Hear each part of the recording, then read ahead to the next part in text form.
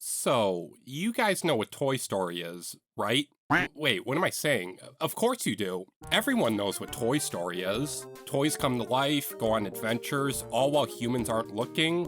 Sound familiar? With 4 movies in total, a 5th one on the way, multiple animated shorts, video games, actual toys, and so much more, it's the flagship franchise of the Pixar animation studio company, for better or for worse. I recently did a rewatch of all 4 of the Toy Story movies, and one thing that stood out to me was how different toys reacted to being discarded and or forgotten by their owners. In the first film, Woody became so jealous of Buzz Lightyear's presence that he tried to get rid of the spaceman. Jessie in the second film was so heartbroken by her owner leaving her that she closed in on herself, feeling unworthy to be played with ever again. In the third film, the stuffed bear Lotso converted a daycare center into a prison after he and his friends were accidentally left behind and replaced by their kid. And in Toy Story 4, the character Gabby Gabby attempted to forcefully harvest Woody's pull string due to hers being defective, which ultimately led to her rotting in an antique store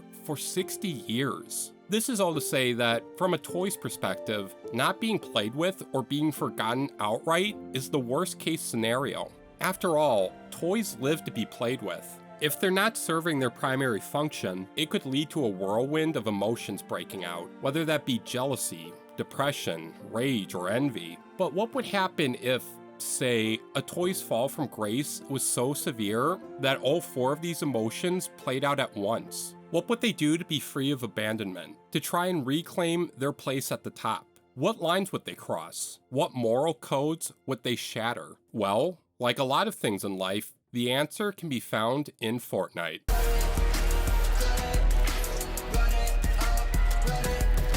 Today's Fortnite skin we'll be unnecessarily overanalyzing is known as Snap, and he hails from the Chapter 3 Season 3 Battle Pass. As you can clearly see, their default appearance is that of a plastic skeleton-like action figure, complete with cool little character design details, such as the inclusion of fake abs and scratches all over their body. Not only is Snap an action figure, but he also happens to be a pull-apart, put-back-together again toy, which definitely explains his name. The character's head, torso, arms, and legs can all be swapped out for a handful of unique body parts, which were gained by both completing weekly challenges and finding tokens across the Chapter 3 island. Around 72 different items for the skin could be unlocked, resulting in about 360 unique Snap appearances in total, if my calculations are correct, of course. I can't go over all 72 items in this video, so I'll just give you a brief overview of what you could expect when it came to customizing this skin.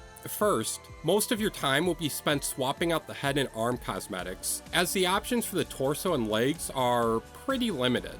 But in general, you've got some pretty cool robotic and skeletal pieces to choose from. The head is especially funny to play around with, as you've got these cute little DIY heads made out of all sorts of items. From sushi to olives and bottle caps to brushes, this is a wonderful selection of cosmetics.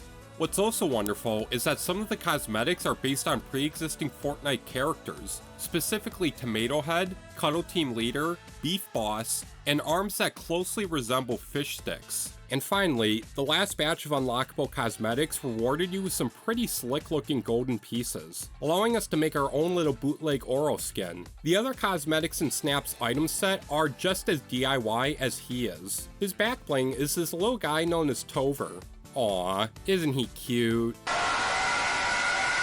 His pickaxe, the utility Claymore, appears to be a well-worn, oversized box cutter that's been converted into a sword. At least I assume it's a box cutter given the use of the word utility in the name, but I could be wrong. The articulated blade wings serve as Snap's glider, a jetpack-like accessory that's no doubt part of whatever set the robotic cosmetics came from. Lastly, Snap comes with a built-in emote where the toy dislodges his arm from the socket and threatens whomever in front of him to come at him. All in all, Snap is a pretty fantastic skin in my opinion. I know a lot of people were disappointed with the lack of diversity when it came to his customization options, which is understandable, but I never minded it too much. But you know, speaking of his cosmetics, is it weird to anyone else just how many there are? Like I said earlier, Snap comes with 72 unique pieces, which is quite a lot for a toy of his nature. A suspicious amount, if you ask me. Surely not all of these options came with Snap when he was rifted to the island,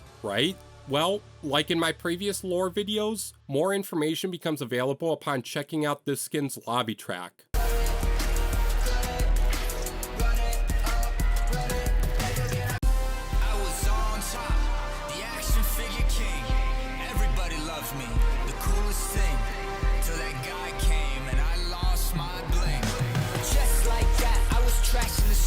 Nobody would touch me, I couldn't compete. The first thing to note about this lobby track is just how similar it is to the plot of the first Toy Story movie. Much like Woody in that film, Snap is said to have been at the top of the toy food chain. He was beloved by everyone around him and was, in his own words, the coolest thing. Until he wasn't. Snap's equivalent to Buzz Lightyear showed up and pretty much ruined his life. This mystery toy was so much cooler and so much more popular than Snap that he was cast into obscurity both figuratively and literally. He became worthless overnight and was subsequently thrown to the wayside. So, naturally, Snap took this opportunity to better himself and learn that being there for his kid was much more important than being the top dog amongst his toy group.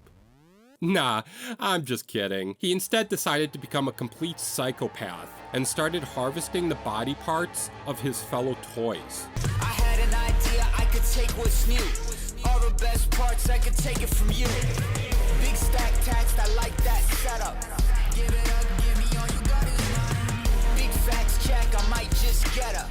Hit 'em up, go hit me with the line. You know, if you've seen my Fabio or Gumbo videos, you definitely should have seen this twist coming. But yeah, here we have Snap openly admitting his desire to steal the heads and limbs of toys newer than him, all with the intent of reclaiming his golden status. This certainly explains why Snap's cosmetic choices are pretty wide in variety. He didn't get these accessories from mystery boxes sold separately. He got them by way of murder. There's no arguing against this fact either. I mean, just listen to the chorus.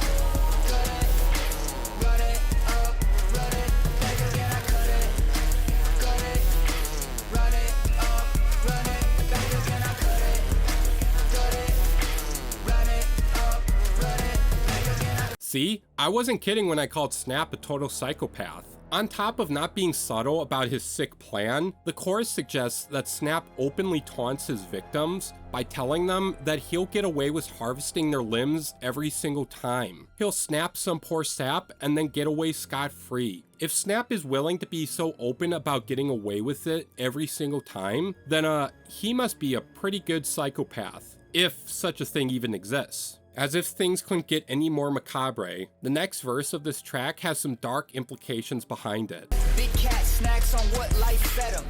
Give it up, blame it on my well design. Get back racks, the max I bet on.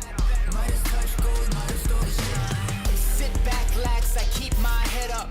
Hang it up, I might keep it on the shrine. No eyes closed, my mind's full. Ready to move in the night when I see a new head. While I believe that the main point of this verse is to detail Snap's hunting methods, I also believe it has more implications behind it. Those implications being that at some point in Snap's journey, he decided stealing body parts from other toys just wasn't enough. At some point, this utter madman started hunting down flesh and blood beings, harvesting their living tissue so that he could elevate his status as the ultimate toy. The catalyst for this sudden turn of events came when Snap laid his eyes upon the one and only Midas, or at least a snapshot of Midas. He saw how this human could convert things into gold with a simple touch, got immensely jealous of him and his kind, and started attacking other loopers. And well, it seems that he succeeded in some way, taking down the aforementioned Tomato Head, Cuddle Team leader, Beef Boss, and Fish Sticks. Yes, I am in fact implying that those cosmetics aren't made of plastic. They're the heads and arms of dead loopers. And his other golden limbs? Those are the result of a fight between the Golden King and the Manic Toy. While it's unknown what happened to Midas, Snap was able to come out the other side with brand new golden appendages, which no doubt inflated his ego even more. Look, I know it sounds like I'm tweaking, but the actual game itself more or less confirms this. If you were to wear the Snap skin and talk to the various NPCs on the map during this season, a lot of them ponder where Snap gets his appendages from. Hell, the Fish Sticks NPC outright cowers in fear upon talking to him. No doubt because he's wearing the arms of a fellow sea creature. Anyways, the final part of the song worth analyzing is a bridge towards the end of the track. Shut the doors, who's gon' frame them? Last chance, say it again, I came from. These grindstones are known, my name was king of the war plans that advanced the nations. Royal light up, a blinding effect. Stare too long, your eyes crossed by your heart and your neck. Get up, run it all, we got a problem. Eyes something on them, if they need to know, need to know. To be completely honest with you guys, I have no idea what these lyrics are supposed to mean. If I had to take a guess, I think it's Snap bragging about how he gets away with it every single time, but I can't be certain. Feel free to leave your interpretations in the comments. But just to recap, Snap was once a beloved action figure who was eventually cast aside by their owner. In a jealous rage, Snap started to hunt down innocent toys and steal their pieces, all with the intent of becoming the ultimate plaything once more. Eventually, after his arrival on the island, he started to hunt down other loopers, stealing their body parts like he did the toys. And no matter who he stole from, Snap was able to get away with his crimes each and every time. Or was he?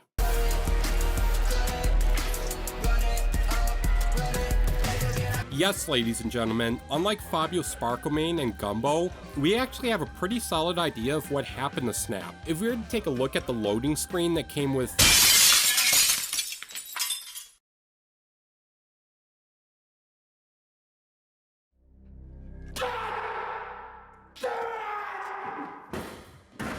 oh my god. How does this guy keep infiltrating my videos? Okay, look, if we're to take this loading screen at face value, the implication seems to be that Snap attempted to challenge Black Adam for his body parts, only to get his ass handed to him by the godlike metahuman. And, well, that's it. Snap is dead. At least I assume he is, since he hasn't appeared in any future Fortnite cinematic trailers or loading screens. That could change in the future, of course, just like how Fabio was recently seen in the Winterfest 2024 trailer. But until that happens, I'm working under the assumption that Black Adam of all characters killed him. I guess he's good for something after all, huh?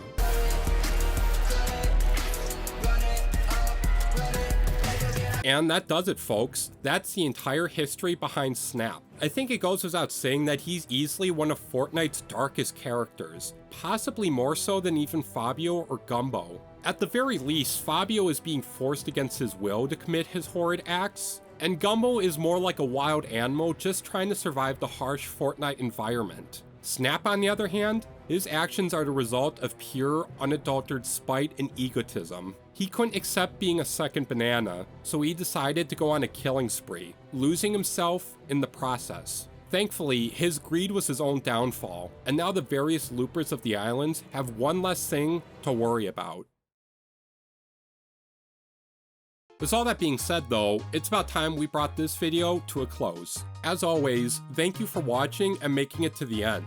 You guys seem to really love these videos going over the lore of individual Fortnite characters, so I'm happy to announce that more will be on the way. I'm thinking of covering the Night Rose next, so if that sounds interesting to you, be sure to subscribe. Also be sure to like and comment, hit the bell, join my Discord server, and use my creator code MAXX66 in the item shop. That's gonna do it for me, so once again, until next time, I'll see you in the next one. Toy Story 4 is not a bad movie.